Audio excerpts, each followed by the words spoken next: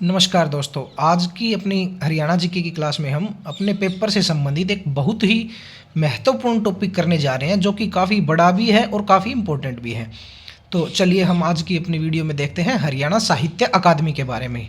हरियाणा साहित्य अकादमी जो है, इसकी जो स्थापना है, ये डेट अपने आप में इम्पोर्टेंट डेट हो जाती है। इसकी स्थापना 9 जुलाई 1970 को हुई थी।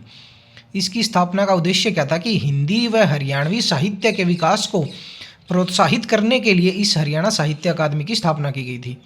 इसके मुख्यालय की बात करें तो पंचकुला में इसका मुख्यालय है।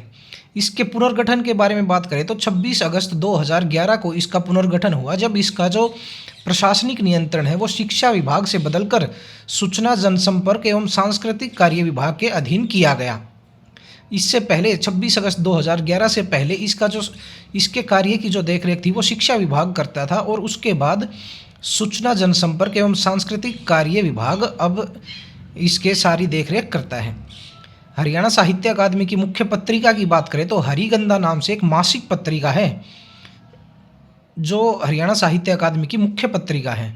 इसके वर्तमान संपादक की बात करें तो मुकेश लता जी इसके वर्तमान संपादक हैं, परंतु मुख्य संपादक जो है वो हमेशा जो निदेशक होता है एट दैट टाइम, उस समय का जो निदेशक होता है उसको मुख्य संपादक, अगर हमारे पेपर में पूछा जाता है तो मुख्य संपादक हम ऑप्शंस के हिसाब से हमें आंसर करना पड़ेगा कि जिस प्रकार वर्तमान में हरियाणा साहित्य अकादमी के निदेशक डॉक्टर धर्मदेव विद्यार्थी जी हैं, तो इन्हीं को हरिगंधा का मुख्य संपादक माना जाता है। लेकिन अगर ऑप्शन में मुकेश लता है और धर्मदेव विद्यार्थी नहीं है, या मुख्य संपादक या संपादक इन शब्दों का कुछ हेर फेर है, तो इनको हमें एग्जैक्ट ध्यान रखना है कि धर्मदेव विद्यार्थी जी जो निदेशक हैं वो मुख्य संपादक भी कहलाते हैं।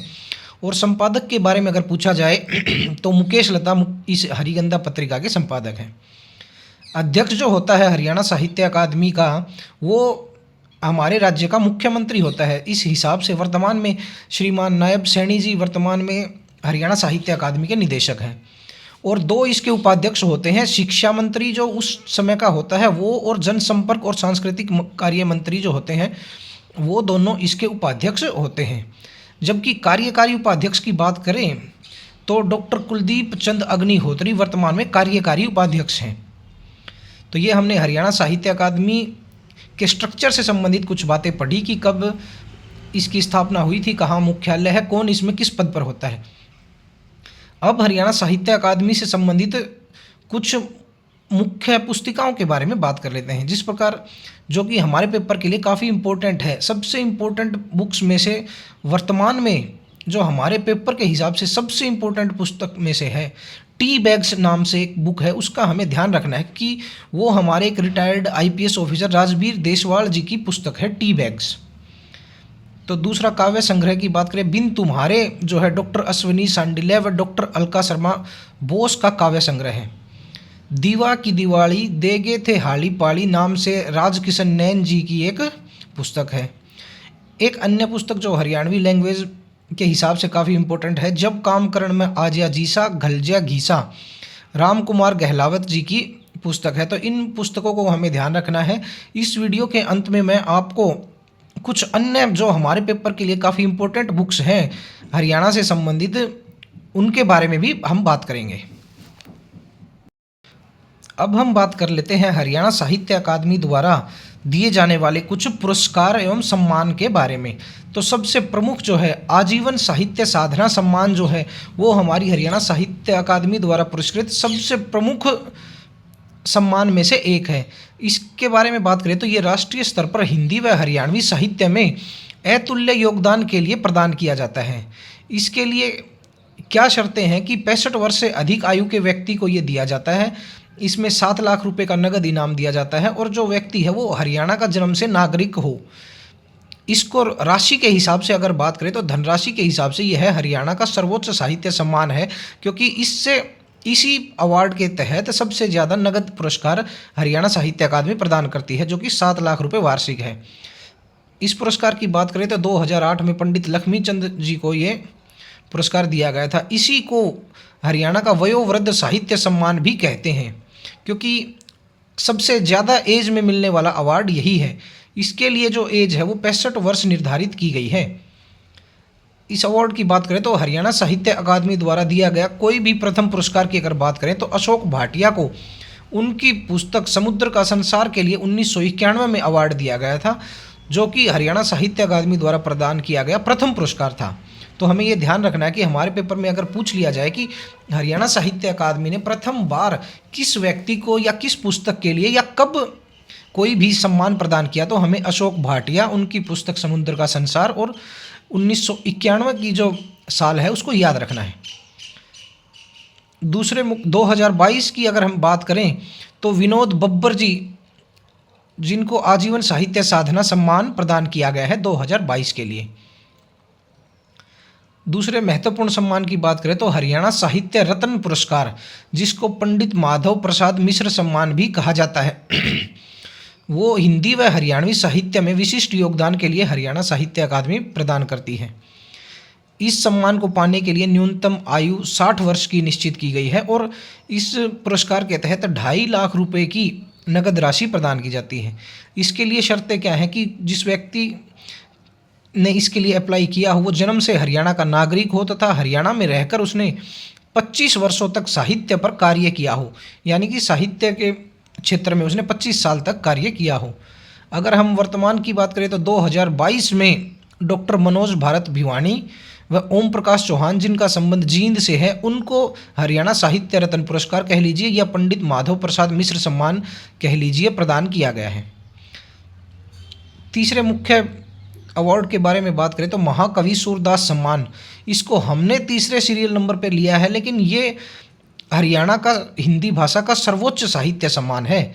ये हिंदी व हरियाणवी साहित्य में विशिष्ट योगदान हेतु प्रदान किया जाता है, जिसके लिए न्यूनतम आयु 65 वर्ष निर्धारित की गई है। तो हमें ध्यान रखना है कि आजीवन साहित्य साधना सम्मान और महाकवि सूरदास सम्मान, इनके लिए आयु 65 वर्ष निर्धारित की गई है। राशि की बात करें तो इस सम्मान में 5 लाख रुपए राशि प्रदान की जाती है। इसके लिए शर्त क्या है कि कम से कम 7 पुस्तकें उस लेखक की प्रकाशित हों तथा कम से कम एक पुस्तक को साहित्य अकादमी से पुरस्कार मिला हो। 22 मई 2016 को इस सम्मान का नाम सूर पुरस्कार से सूर सम्मान किया गया था। इसके बारे में और बात करें तो 2022 में आई.जे. नाहल, जिनका संबंध हिसार से है, व डॉक्टर नरेश मिश्र, जिनका संबंध रोहतक से है, उनको ये अवार्ड प्रदान किया गया था। चौथे महत्वपूर्ण पुरस्कार के बारे में बात करें तो बाबू बाल मुकुंद गुप्त सम्मान जो है वो हरियाणा साहित्य अकादमी का चौथा महत्वपूर्ण सम्मान है, जिसकी अगर बात करें तो वह हिंदी व हरियाणा साहित्य में उत्कृष्ट योगदान हेतु प्रदान किया जाता है। इसके लिए जो न्यूनतम आयु है वो 45 वर्ष निर्धारित की गई है। इसके तहत 2.5 लाख रुपए का नगद पुरस्कार प्रदान किया जाता है। इसके लिए बाबू बाल मुकुंद गुप्त सम्मान के लिए शर्तें जो हैं वो क्या है कि लेखक जो है वो हरियाणा का निवासी हो, उसकी 5 पुस्तकें कम से कम प्रकाशित हों तथा एक पुस्तक साहित्य अकादमी द्वारा पुरस्कृत हो। तो 2021 की अगर हम बात करें तो डॉक्टर प्रद्युमन भल्ला को इस पुरस्कार से सम्मानित किया गया था और लेटेस्ट जो है 2022 में राजेश्वर वशिष्ठ, जिनका संबंध गुरुग्राम से है, उनको बाबू बाल मुकुंद गुप्त सम्मान से पुरस्कृत किया गया है। बाबू बाल मुकुंद जो हैं वो हमारे हरियाणा से संबंधित एक बहुत ही महत्वपूर्ण हस्ती हैं, जिनके बारे में हम आगे जब महत्वपूर्ण हस्तियों के बारे में बात करेंगे तो पूरी डिटेल से पढ़ेंगे। लेकिन अभी हम जब काव्य की बात चल रही है तो शिव शंभू के चिट्ठे नाम से उनका जो काव्य संग्रह है उसके बारे में ध्यान रखते हैं कि इसके लेखक बाबू बाल मुकुंद गुप्त जी ही थे। 5वें महत्वपूर्ण पुरस्कार की बात करें तो लाला देशबंधु गुप्त सम्मान जो है वो हरियाणा साहित्य अकादमी का साहित्यिक पत्रिका के क्षेत्र में दिया जाने वाला महत्वपूर्ण पुरस्कार है। इसके लिए अगर हम एज लिमिट की बात करें तो 45 वर्ष से अधिक आयु के लेखकों को ही ये प्रदान किया जाता है और इसके तहत 2.5 लाख रुपए की राशि नकद पुरस्कार दिया जाता है। इसके लिए जो शर्तें हैं वो ये हैं कि हरियाणा का निवासी होना चाहिए लेखक को तथा कम से कम उनकी 2 पुस्तकें प्रकाशित भी हो चुकी हों। तो 2021 की अगर हम बात करें तो 2021 का लाला देशबंधु गुप्त सम्मान श्री रघुविंदर यादव, जिनका संबंध नारनौल महेंद्रगढ़ से है, उनको मिला था और उनका एक जो दोहा है बेटा कहता बाप से, वो भी बहुत ही प्रचलन में है, यानी कि बहुत ही मशहूर दोहा है इनका, जिसके बारे में अगर हम यूट्यूब या गूगल वगैरह पे कहीं सर्च करेंगे तो हमें मिल भी जाएगा। लेकिन हमें अपने पेपर से संबंधित ये ध्यान रखना है कि ये दोहा किसके द्वारा लिखित है, तो रघुविंदर यादव जी के द्वारा लिखित है। 2022 के अगर लाला देशबंधु गुप्त पुरस्कार की बात करें तो मंडन मिश्र, जिनका संबंध भिवानी से है, उनको लाला देशबंधु गुप्त सम्मान 2022 से सम्मानित किया गया है। छठे पुरस्कार की बात करें तो पंडित लक्ष्मीचंद पुरस्कार, या जिसको पंडित लक्ष्मीचंद सम्मान भी कहा जाता है, ये हरियाणवी भाषा, कला, संस्कृति, इतिहास एवं लोक साहित्य के क्षेत्र में हरियाणा साहित्य अकादमी द्वारा प्रदान किया जाता है। इसके लिए जो न्यूनतम आयु है वो 45 वर्ष निर्धारित की गई है और इसमें 2.5 लाख रुपए की नकद राशि विजेता को प्रदान की जाती है। इसके लिए शर्तें क्या हैं कि साहित्यकार की कम से कम 5 पुस्तकें प्रकाशित हों तथा उसकी एक पुस्तक साहित्य अकादमी द्वारा सम्मानित भी जरूर हो। 2022 के पंडित लक्ष्मीचंद पुरस्कार की बात करें तो डॉक्टर राजबाला देशवाल, जिनका संबंध सोनीपत से है, उनको 2022 में पंडित लक्ष्मीचंद पुरस्कार से सम्मानित किया गया है। अगले महत्वपूर्ण पुरस्कार की बात करें तो जन कवि मेहर सिंह सम्मान, जो कि कला, संस्कृति, इतिहास व लोक साहित्य के क्षेत्र में प्रदान किया जाता है, उसके लिए हरियाणा साहित्य अकादमी ने न्यूनतम आयु 45 वर्ष निर्धारित की है। वह पुरस्कृत राशि 2.5 लाख रुपए है। इसके लिए शर्तें क्या हैं कि हरियाणा का निवासी होना चाहिए और कम से कम 5 पुस्तकें प्रकाशित भी हों। 2022 के अगर जन कवि मेहर सिंह सम्मान के बारे में बात करें तो श्री रामवीर सिंह, जिनका संबंध सोनीपत से है, उनको 2022 का जन कवि मेहर सिंह सम्मान प्रदान किया गया है। तो पंडित लक्ष्मीचंद पुरस्कार और जन कवि मेहर सिंह जो सम्मान है, इनको हम रिलेट करके पढ़ सकते हैं कि इनमें आयु भी सेम है, इनमें पुरस्कृत राशि भी सेम है, पुस्तकें जो प्रकाशित होनी चाहिए उनकी संख्या भी सेम है और लेटेस्ट जो मिले हैं जिनको ये अवार्ड, उनका जिला भी सेम ही है। तो इन दोनों को हम कोरिलेट करके पढ़ सकते हैं। अगले महत्वपूर्ण सम्मान की बात करें तो हरियाणा गौरव सम्मान जो है वो हरियाणा में जन्मे उस साहित्यकार को प्रदान किया जाता है जो हरियाणा से बाहर रहकर साहित्य के क्षेत्र में हरियाणा को गौरवान्वित करे। इसके तहत अगर न्यूनतम आयु की बात की जाए तो 50 वर्ष की आयु हरियाणा साहित्य अकादमी ने न्यूनतम आयु निर्धारित की है और 2.5 लाख रुपए की राशि इसमें प्रदान की जाती है। इसके लिए शर्त क्या है कि साहित्यकार की कम से कम 5 पुस्तकें प्रकाशित हो चुकी हों। अगर वर्तमान की बात करें तो लेटेस्ट जो है 2022 में श्री गोविंद भारद्वाज जी, जो अजमेर में रहते हैं, उनको हरियाणा गौरव सम्मान प्रदान किया गया है। उनके जन्म की अगर बात करें तो नानू कला पटौदी गुरुग्राम में उनका जन्म हुआ था और वो वर्तमान में काफ़ी समय से अजमेर में रह रहे हैं और वहाँ पर रहकर हमारे हरियाणवी साहित्य को खूब प्रचार प्रसार कर रहे हैं। तो इसके लिए हरियाणा सरकार ने या हरियाणा साहित्य अकादमी ने उनको, गोविंद भारद्वाज जी को, हरियाणा गौरव सम्मान से सम्मानित किया है। अगले महत्वपूर्ण सम्मान की बात करें तो आदित्य अल्हड़ हास्य सम्मान, जो राष्ट्रीय स्तर पर हिंदी या हरियाणवी हास्य तथा व्यंग के क्षेत्र में दिया जाता है। अल्हड़ बीकानेरी, जिनके नाम पर यह पुरस्कार प्रदान किया जाता है, उनके मूल नाम की बात करें तो श्री श्यामलाल शर्मा उनका मूल नाम था और उनका जन्म रेवाड़ी के बीकानेर गाँव में हुआ था। इनके बारे में डिटेल से जब हम हरियाणा की प्रमुख हस्तियों के बारे में, जो हमारे पेपर के लिए इम्पोर्टेंट प्रमुख हस्तियां हैं, उनके बारे में बात करेंगे तो उनमें हम अल्हड़ बीकानेरी के बारे में ज़रूर बात करेंगे, क्योंकि ये हमारे पेपर से संबंधित एक बहुत ही इम्पोर्टेंट टॉपिक है।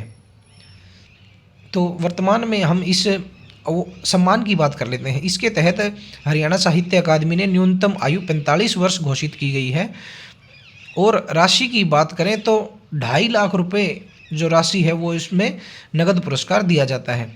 इसमें शर्तें क्या हैं कि साहित्यकार की कम से कम 5 पुस्तकें प्रकाशित हों। इसके बाद अगले सम्मान की बात करें तो कवि दयाचंद माइना सम्मान जो है वो हरियाणा साहित्य अकादमी द्वारा 2021 से शुरू किया गया है और हरियाणवी लोक साहित्य और संस्कृति में उत्कृष्ट योगदान देने वाले व्यक्तियों को ये प्रदान किया जाता है। इसके तहत भी राशि 2.5 लाख रुपए निर्धारित की गई है। अगर 2021 की बात करें तो श्री शमशेर कौशलिया, जिनका संबंध महेंद्रगढ़ से है, उनको 2021 के लिए कवि दयाचंद माइना सम्मान प्रदान किया गया था और जो 2022 का कवि दयाचंद माइना सम्मान है वो खेम सिंह डहेरिया, जिनका संबंध भोपाल मध्य प्रदेश से है, उनको प्रदान किया गया है। अगला जो हरियाणा साहित्य अकादमी का मुख्य पुरस्कार है श्रेष्ठ महिला रचनाकार सम्मान, जो कि हिंदी व हरियाणवी साहित्य के क्षेत्र में उल्लेखनीय योगदान करने हेतु किसी महिला को प्रदान किया जाता है। इसके लिए न्यूनतम आयु हरियाणा साहित्य अकादमी द्वारा 45 वर्ष निर्धारित की गई है और इसमें 2.5 लाख रुपए की राशि नगद इनाम के तौर पर प्रदान की जाती है। इस अवार्ड को प्राप्त करने वाली महिलाओं में हमारे लिए सबसे महत्वपूर्ण जो है डॉक्टर मुक्ता के बारे में बात करना है, जिनका संबंध गुरुग्राम से है और उन्हें 2016 में ये श्रेष्ठ महिला रचनाकार सम्मान प्रदान किया गया था। डॉक्टर मुक्ता की अगर हम बात करें तो ये हरियाणा साहित्य अकादमी की प्रथम महिला निदेशक रह चुकी हैं, इसलिए इस अवार्ड में हमारे कई क्वेश्चंस क्लियर हो जाते हैं, तो इसलिए हमें इसके बारे में जानना काफ़ी ज़रूरी है। डॉक्टर मुक्ता जी जो हैं हरियाणा ग्रंथ अकादमी, जिसके बारे में हम आगे पढ़ेंगे, उसकी संस्थापक निदेशक भी रह चुकी हैं। तो ये दोनों क्वेश्चन हमें ध्यान रखने हैं कि डॉक्टर मुक्ता हरियाणा साहित्य अकादमी की प्रथम महिला निदेशक भी रह चुकी हैं और हरियाणा ग्रंथ अकादमी की संस्थापक निदेशक भी रह चुकी हैं। अगर लेटेस्ट बात करें तो 2022 में श्रीमती संतोष गर्ग, जिनका संबंध पंचकुला से है, उनको हरियाणा साहित्य अकादमी द्वारा श्रेष्ठ महिला रचनाकार सम्मान प्रदान किया गया है। इसके अलावा हम अगले महत्वपूर्ण सम्मान के बारे में बात करें तो विशेष हिंदी सेवी सम्मान जो है, जो कि 2021 से शुरू किया गया पुरस्कार है, जो हिंदी भाषा और साहित्य के प्रचार और विकास में सहायक व्यक्तियों को प्रदान किया जाता है। इसके तहत 1 लाख रुपए की राशि हरियाणा साहित्य अकादमी प्रदान करती है। और लेटेस्ट बात करें तो 2022 में डॉक्टर जगदीप शर्मा राही, जिनका संबंध जींद जिले से है, उनको हरियाणा साहित्य अकादमी द्वारा विशेष हिंदी सेवी सम्मान प्रदान किया गया है। इन महत्वपूर्ण सम्मान के अलावा हमारी हरियाणा साहित्य अकादमी से संबंधित कुछ मुख्य पुस्तिकाएं भी मैं इन नोट्स में आपको प्रोवाइड कर रहा हूं।